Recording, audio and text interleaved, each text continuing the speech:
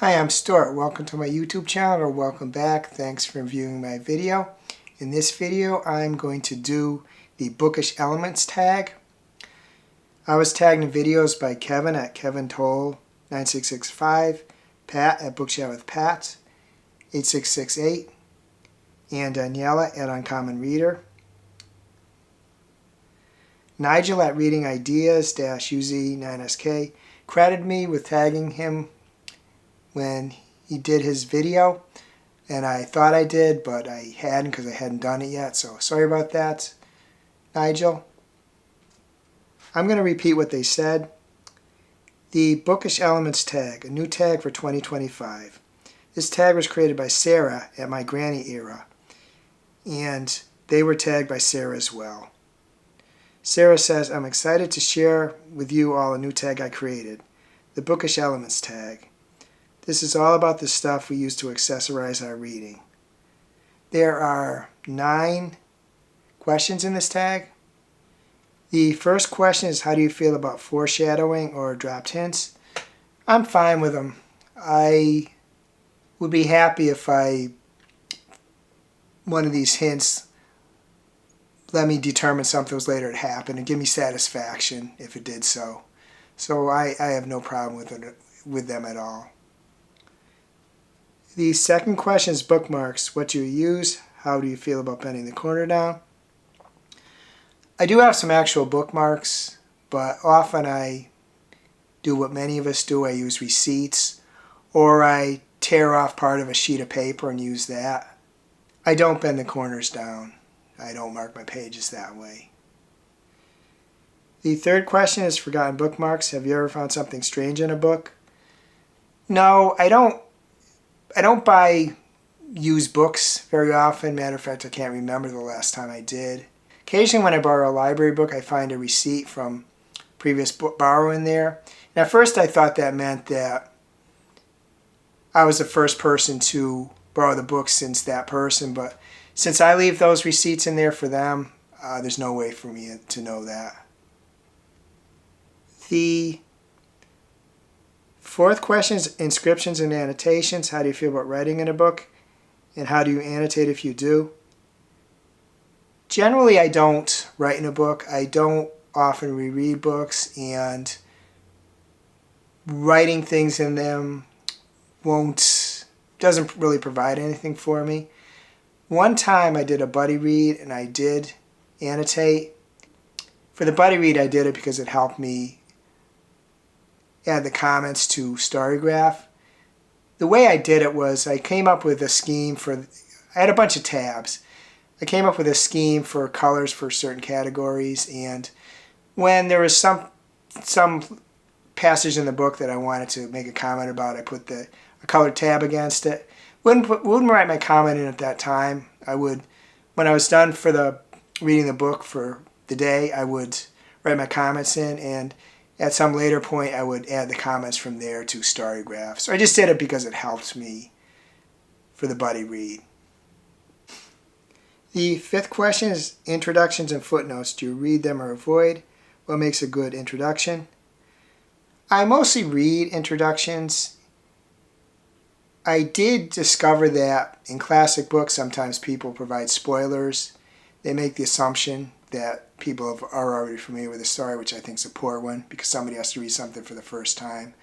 So if it's not a reread for me, and as I said above, I don't reread much, I'm not going to read introductions in classic books because that may give a spoiler. As far as footnotes, I do read them. One thing I will say is my preference is if a footnote is on the page where the reference to the footnote is. I don't like them when they come at the end of a chapter. This is more of an issue for me because I read mostly ebooks, and it's kind of a pain referring back to the reference to the footnote. As far as what makes a good introduction, to me it's just something without spoilers, but that we can learn something about the author's ideas, why they did what they did, provide some background to the book. So that would make a good introduction to me. Just provide some reference to understand where the ideas for the book came from. The sixth question is accessories. Do you use book accessories like a clip-on reading light, book sleeve, annotation materials, book stand, etc.? I do have a clip-on reading light. I don't use it too much anymore. Years ago, before I read books on my phone, when I went to an event, say a concert or a game, I would usually get there early and leave late, and sometimes I was able to read a book by the outside lights, but a reading light was really helpful in those instances. I do have one, but I don't use it much now. The seventh question is art and illustrations. How do cover art and illustrations affect your reading experience? Cover art often attracts me to a book. Say I'm in a bookstore or looking online. But it's really, in most cases, the synopsis that gets me to decide whether or not to buy the book. Once I have the book, the cover art doesn't really add anything to me, anything to the book that I can think of. Illustrations are a different story. They can add a lot, especially if they're maps in a complex book. Like a lot of fantasies, they get complex, so help in the way of maps. And I can think of one instance, Carmilla by J. Sheridan Le Fanu. I just thought that book was okay, but they had some great illustrations in it, which raised my opinion of it a little bit. So that's an example of just some great illustrations that did increase my enjoyment of the book. The eighth question is format. Which format of books do you prefer? Hardback, paperback, audio, digital? Do you do different things for different situations? In most cases, I prefer digital. It's just easier for me. I have several e-readers, and if I'm out and about, I can read on my phone. I have several libraries actually on my phone, so it's portable. It's just easier for me to do.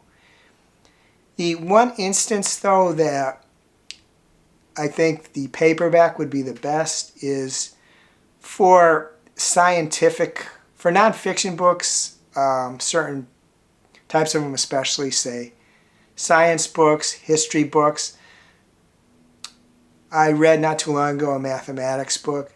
Books where you want to frequently stop, study the text to try to understand something. In those books, I think that the best type of book is the paperback. I say paperback over hardcover because paperbacks are easier to read than hardcover books. They're less heavy. They tend to be kind of floppy. They're easier to read. The ninth question is tag some people. First, I'll say if you're viewing this, please consider yourself tagged. If you'd like to do a video, please do so. If you'd like to reply to one or more of the prompts in my comments, please do that too. I like to read them. But I'm also going to tag a group of people. I'm just going to say their first names. The screen names that they have will be in the description of this video. But I'm tagging Kelly, John, Nix, Smitty, Kayla, Milena, Maeve, Cliff, Jen, Suey, Nick, Heather, Emily, Philip, Brian, Fred, Nicole, Pat, Gavin, Renee, Flossie, and Justin. Again, if you'd like to do this, please do so. I hope you're having a wonderful reading week. I hope you're having a wonderful week in general. If you enjoyed this video, please give it a like, please subscribe, please hit the bell to get notified when I upload future videos.